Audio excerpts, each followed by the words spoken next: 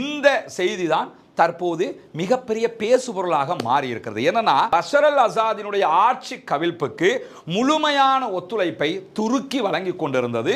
துருக்கி வழியாக அமெரிக்காவே அதற்கு உதவி செய்து கொண்டிருந்தது. கடைசியில பஷர் அல் அசாத் நாட்டை விட்டு தப்பி ஓடினாரு.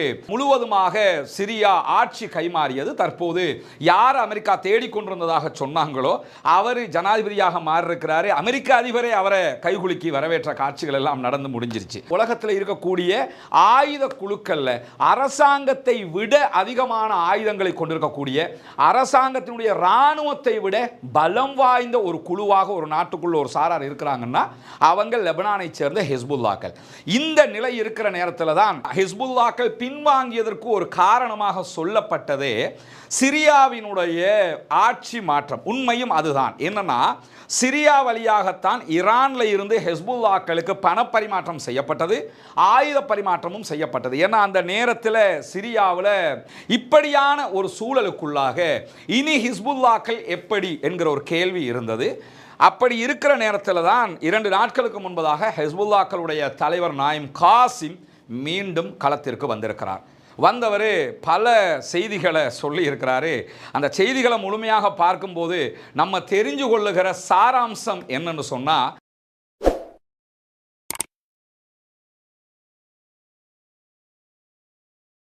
அன்பிற்கினிய சகோதர சகோதரிகளே, நம் அனைவர் மீதும் ஏக இறைவனுடைய அமைதியும் கருணையும் உண்டாகட்டுமாக. அஸ்ஸலாமு அலைக்கும் வரஹ்மத்துல்லாஹி வபரகாத்துஹு. இன்றைய இந்த வீடியோவில் நம்ம பார்க்க போகிற விவகாரம் என்னன்னா, நமக்கெல்லாம் தெரியும் காசாவினுடைய வார் ஆரம்பிக்கப்பட்டு 640வது நாளாக இன்றைய நாள் இருக்கிற இந்த நிலையில் இந்த வாருக்கு மத்தியில் காசாவுக்கு ஆதரவாக 3 தரப்புகள் ஆயுதமேந்தி களத்துக்கு வந்தார்கள்.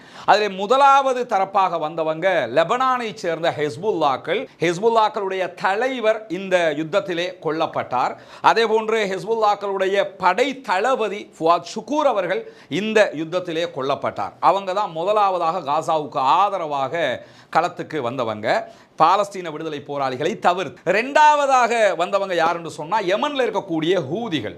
அவர்கள் களத்திற்கு வந்தார்கள். அவர்கள் மீதும் பல தாக்குதல்களை இஸ்ரேலும் அமெரிக்காவும் மீண்டும் மீண்டும் நடத்தினாலும் அமெரிக்க இஸ்ரேலிய ஆதரவு கப்பல்களை இலக்கு வைத்து 200க்கும் மேற்பட்ட தாக்குதல்கள் அவர்கள் நடத்தி இருந்தார்கள். இன்றைக்கும் இஸ்ரேல் மேலே அவங்க தாக்குதல்களை நடத்தி கொண்டிருக்கிறார்கள்.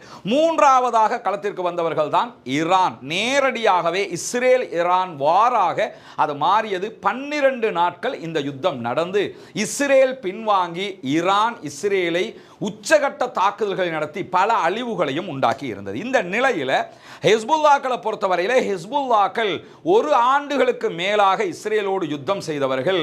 இஸ்ரேலுடனான லெபனானுக்கும் இஸ்ரேலுக்கும் இடையிலான ஒரு ஒப்பந்தம் ஏற்பட்டதோடு அவர்கள் சைலண்ட் ஆனதை நம்ம பார்த்தோம். இந்த சைலண்ட்டை பல பேரும் பலவிதமாக பேசிக் கொண்டிருந்தார்கள். அதில் குறிப்பாக நம்ம பார்த்தோம்னா, ஹிஸ்புல்லாக்கள் பின்வாங்கியதற்கு ஒரு காரணமாக சொல்லப்பட்டதே சிரியாவினுடைய ஆட்சி மாற்றம். உண்மையும் அதுதான். என்னன்னா, சிரியா வழியாகத்தான் ஈரான்ல இருந்து ஹிஸ்புல்லாக்களுக்கு பணப்பரிமாற்றம் செய்யப்பட்டது, ஆயுத பரிமாற்றமும் செய்யப்பட்டது. ஏன்னா அந்த நேரத்தில் சிரியாவில் பஷர் அல் அசாதினுடைய ஆட்சி இருந்தது. கிட்டத்தட்ட 30 ஆண்டுகள் அவருடைய குடும்ப ஆட்சி தொடர்ந்து வந்த நிலையில் பஷர் அல் அசாத் நேரடியாக ஈரானுடைய ஆதரவாளர் என்கிற காரணத்தினால ஈரான் சிரியா வழியாக லெபனானுக்கு தேவையான ஆயுதங்களை எல்லாம் கொடுத்து கொண்டிருந்தாங்க. அதனால தான் நீங்கள் பார்த்தீங்கன்னா, உலகத்தில் இருக்கக்கூடிய ஆயுத குழுக்களில் அரசாங்கத்தை விட அதிகமான ஆயுதங்களை கொண்டிருக்கக்கூடிய, அரசாங்கத்தினுடைய இராணுவத்தை விட பலம் வாய்ந்த ஒரு குழுவாக ஒரு நாட்டுக்குள்ள ஒரு சாரார் இருக்கிறாங்கன்னா அவங்க லெபனானை சேர்ந்த ஹிஸ்புல்லாக்கள். இந்த நிலை இருக்கிற நேரத்தில் தான் இந்த காசா இஸ்ரேலுக்கு இடையிலான வார் போய்கொண்டிருக்கும் போதே துருக்கியினுடைய ஆதரவோடு அமெரிக்காவினால் தேடப்படும் குற்றவாளியாக அறிவிக்கப்பட்ட அஹ்மத் அல் ஷாரா, இன்றைக்கு சிரியாவினுடைய ஜனாதிபதியாக இவர் தான் இருக்கிறாரு. இந்த அஹ்மத் அல் ஷாரா யார் என்று சொன்னா, ஐஎஸ் பயங்கரவாத அமைப்பினுடைய தலைவர்களில் ஒருவராக செயல்பட்டவர். இவரை தேடப்படும் குற்றவாளியாக அமெரிக்கா அறிவித்திருந்தது. இவருடைய தலைக்கு $1 மில்லியன் பணப்பரிசு வழங்கப்படும் என்றெல்லாம் அறிவித்திருந்தார்கள். அவர் சிரியாவினுடைய பஷர் அல் அசாதுக்கு எதிராக தொடர்ந்து தாக்குதல்களை நடத்தி வந்தார். அவருடைய படம் மட்டுமல்ல, அங்கே பல பேரும் தாக்குதல்களை நடத்தி வந்தார்கள். பஷர் அல் அசாதினுடைய ஆட்சியை கவிழ்க்கணும் என்கிறதுல மும்முரமாக இருந்தாங்க. இந்த நிலையில் பஷர் அல் அசாதினுடைய ஆட்சி கவிழ்ப்புக்கு முழுமையான ஒத்துழைப்பை துருக்கி வழங்கி கொண்டிருந்தது. துருக்கி வழியாக அமெரிக்காவே அதற்கு உதவி செய்து கொண்டிருந்தது. கடைசியில் பஷர் அல் அசாத் நாட்டை விட்டு தப்பி ஓடினாரு. முழுவதுமாக சிரியா ஆட்சி கைமாறியது. தற்போது யார் அமெரிக்கா தேடிக்கொண்டிருந்ததாக சொன்னாங்களோ அவர் ஜனாதிபதியாக மாறியிருக்கிறாரு. அமெரிக்க அதிபரே அவரை கைகுலுக்கி வரவேற்ற காட்சிகள் எல்லாம் நடந்து முடிஞ்சிருச்சு. இந்த மாதிரியான சூழல்களுக்கு மத்தியில் லெபனானில் இருக்கக்கூடிய ஹிஸ்புல்லாக்களுக்கு ஆயுதங்கள் சப்ளை ஆகிறது மொத்தமாக நிறுத்தப்பட்டதோட ஹிஸ்புல்லாக்களும் லெபனானும் இஸ்ரேலும் செய்து கொண்ட சமாதான உடன்படிக்கையில் நேரடியாக ஹிஸ்புல்லாக்கள் பங்கெடுக்காவிட்டாலும் நாங்கள் அந்த சமாதான உடன்படிக்கையை மதிக்கிறோம், இஸ்ரேல் மீதான தாக்குதல்களை நிறுத்துகிறோம் என்று அறிவித்தார்கள். அதற்கு மிக முக்கியமான காரணமாக மாறியது என்னன்னா, நவீன ஆயுதங்களை உடனுக்குடன் பெற்றுக்கொள்ள முடியாத சூழலாக சிரியாவினுடைய ஆட்சி மாற்றம் நடைபெற்று முடிந்துவிட்டது. இப்படியான ஒரு சூழலுக்குள்ளாக இனி ஹிஸ்புல்லாக்கள் எப்படி என்கிற ஒரு கேள்வி இருந்தது. அப்படி இருக்கிற நேரத்தில் தான் 2 நாட்களுக்கு முன்பதாக ஹிஸ்புல்லாக்களுடைய தலைவர் நாயிம் காசிம் மீண்டும் களத்திற்கு வந்திருக்கிறார். வந்தவர் பல செய்திகளை சொல்லி இருக்கிறாரு. அந்த செய்திகளை முழுமையாக பார்க்கும்போது நம்ம தெரிஞ்சு கொள்ளுகிற சாராம்சம் என்னன்னு சொன்னால், ஈரானுடைய இஸ்ரேலுக்கு எதிரான 12 நாள் யுத்தத்தினுடைய வெற்றியை அவர் விலாவாரியாக சொல்லாமல் சுருக்கமாக நாங்கள் களத்தில் நிற்கிறோம் என்பதை சொல்லிவிட்டார். ஏன்னா சிரியாவினுடைய ஆட்சி மாற்றத்துக்கு பிறகு பின்வாங்கி இருந்த 1 வருடத்திற்கு மேலாக இஸ்ரேலோடு யுத்தம் செய்த இந்த அமைப்பு மீண்டும் அதே கெத்தோடு அதே தௌலத்தோடு வந்து நின்று நாங்கள் இப்படித்தான் என்பதை தற்போது காட்டியிருக்கிறார்கள். என்னன்னா, லிட்டானி என்ற ஒரு ஆறு இருக்கிறது இஸ்ரேலுக்கும் லெபனானுக்கும் இடையில். இந்த லிட்டானி ஆற்றுக்கு தென்பகுதிகள் வரைக்கும் ஹிஸ்புல்லாக்களுடைய படை பின்வாங்க வேண்டும் என்று லெபனானுடைய அரசாங்கம் கேட்டுக்கொண்டிருந்தது.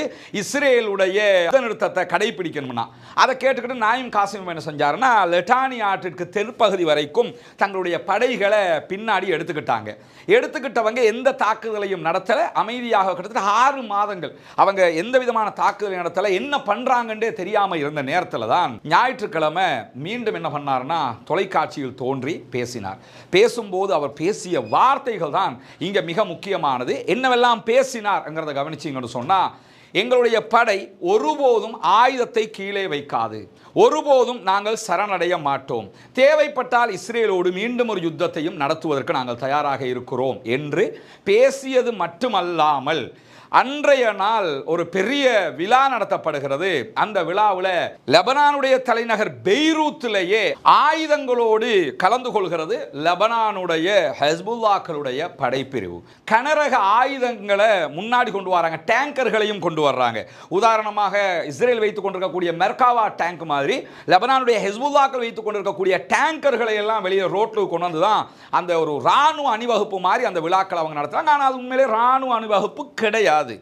இந்த செய்தி தான் தற்போது மிகப்பெரிய பேசுபொருளாக மாறி இருக்கிறது. என்னன்னா, ஹிஸ்புல்லாக்களுடைய தலைவர் நாயிம் காசிமுடைய பேச்சை நீங்கள் எடுத்துக்கிட்டீங்கன்னா, நாங்கள் எங்கள் நாட்டுக்காக போராடுகிறோம், எங்கள் மண்ணுக்காக போராடுகிறோம், எங்களுடைய நண்பர்களான சகோதரர்களான பாலஸ்தீன மக்களுக்காக நாங்கள் போராடுகிறோம். எனவே உலகமே எதிர்த்தாலும், அவரோட வேர்டை நீங்கள் கவனிக்கணும், உலகமே எதிர்த்தாலும் நாங்கள் பின்வாங்க மாட்டோம், நாங்கள் சரணடைய மாட்டோம், மீண்டும் ஒரு யுத்தமாக இருந்தாலும் நாங்கள் தயாராக இருக்கிறோம் என்கிறார். ஏன் இப்படி பேசுகிறார்? 6 மாதமாக அவங்க தாக்குதல் நடத்தல, லெபனான் இஸ்ரேலுடைய ஒப்பந்தத்தை கருத்தில் கொண்டு அவங்க சைலண்ட் ஆயிட்டாங்க. மீண்டுமே அப்படி பேசுறாங்கன்னு பார்த்தீங்கன்னா ஒண்ணுமில்லை, ஈரானுடைய இந்த வெற்றியை அவர் சொல்லாம சொல்கிறாருங்கிறத நம்ம புரிஞ்சுக்கிறோம். என்னன்னா, ஈரான் இந்த வார்ல தோற்று போய் இருந்தார்கள் என்றால், ஈரான் இந்த ஓரில் பின்வாங்கி இருந்தாங்கன்னு சொன்னா, ஈரான் இந்த ஓரில் அமெரிக்காவுடைய தளங்களை தாக்காமல் விட்டு இருந்தாங்கன்னு சொன்னா, ஈரான் இந்த ஓரில் டெல் அவீவ் முதல் கொண்டு மொசாதுடைய தலைமையகம் வரைக்கும் தாக்குதல் நடத்தாமல் விட்டு இருந்தாங்கன்னு சொன்னா, இந்த ஒரு கெத்தோட அல்லது தௌலத்தோட நாயிம் காசிம் பேச மாட்டார் என்பதை நம்ம தெளிவாக புரிய முடிகிறது.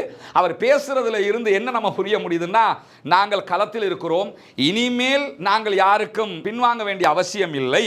அத்தோடு ஈரானுடைய அறிவுரைகள், ஈரானுடைய அட்வைஸுகள் தெளிவாக அவர்களுக்கு இருக்கிறது என்பதும் வெளிப்படையாக தெரிகிறது. என்னன்னா, இந்த யுத்தம் சமாதானத்தில் போய் முடிய வேண்டும். காசாவினுடைய போர் இப்போ அதுக்குரிய பேச்சுவார்த்தை நடந்துகிட்டு இருக்குது. இல்லாமல் நெதன்யாகு மீண்டும் அதை தொடர்வாராக இருந்தால் மீண்டும் ஹிஸ்புல்லாக்கள் களத்துக்கு வருவார்கள் என்று நம்புவதற்குரிய அனைத்து வார்த்தைகளையும் நாயிம் காசிம் பேசியிருப்பதை நம்ம அவதானிக்க முடியும். எனவே மீண்டும் அதே பலத்தோடும் களத்திற்கு வருவதற்கு தயாராகி இருக்கிறது ஹிஸ்புல்லாக்கள் என்கிற செய்திகளுக்கு மத்தியில் லெபனானுடைய பிரதமர் நேற்று பேசுகிற இடத்துல சலாம் அவங்க ஆயுதங்கள் எடுத்துக்கிட்டு ரோடுக்கு வர்றதை நாங்கள் ஏற்றுக்கிற முடியாது, ஆயுதங்கள் களையப்பட வேண்டும், அப்பதான் லெபனானுக்கும் இஸ்ரேலுக்கும் சுமூகமான நிலை ஏற்படும்ங்கிறாரு. இவரை பொறுத்தவரையில் அப்துல் சலாம் அவங்க ஏற்கனவே இன்டர்நேஷனல் கிரிமினல் கோர்ட்டினுடைய ஜட்ஜுகளில் ஒருத்தராக இருந்தவர்.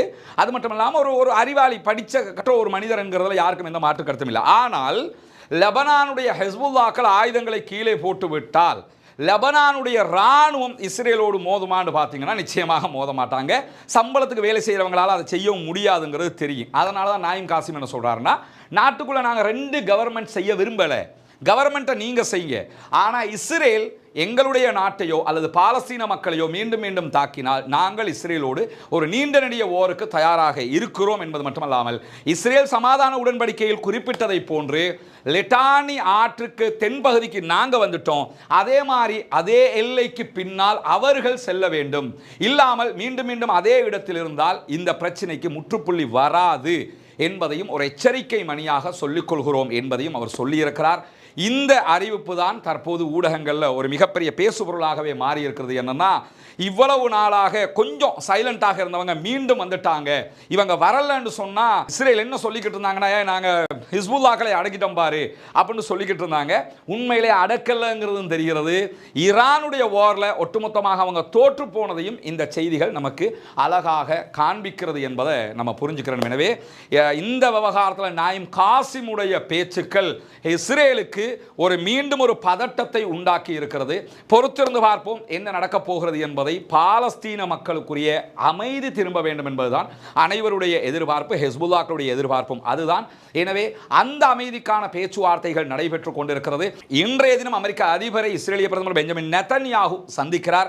அதனுடைய விவரங்கள் என்ன என்பதை எல்லாம் ரஸ்மின் மயசி நியூஸ் என்கிற நம்முடைய மற்ற சேனலில் இன்றைக்கு நைட்டு அப்டேட்டில் நீங்கள் தெரிந்து கொள்ள முடியும் என்பதையும் கூறி, பாலஸ்தீனம் வெற்றி பெற வேண்டும், பாலஸ்தீனம் சுதந்திரம் அடைய வேண்டும், பாலஸ்தீன மக்களும் நம்மை போன்ற நிம்மதியானவர்களாக மாற வேண்டும், வாழ வேண்டும் என்கிற உயரிய பிரார்த்தனைகளோடு முடித்துக் கொள்கிறேன். வாஹ்ரத் அவானா அல்ஹம்துலில்லாஹி ரப்பில் ஆலமீன்.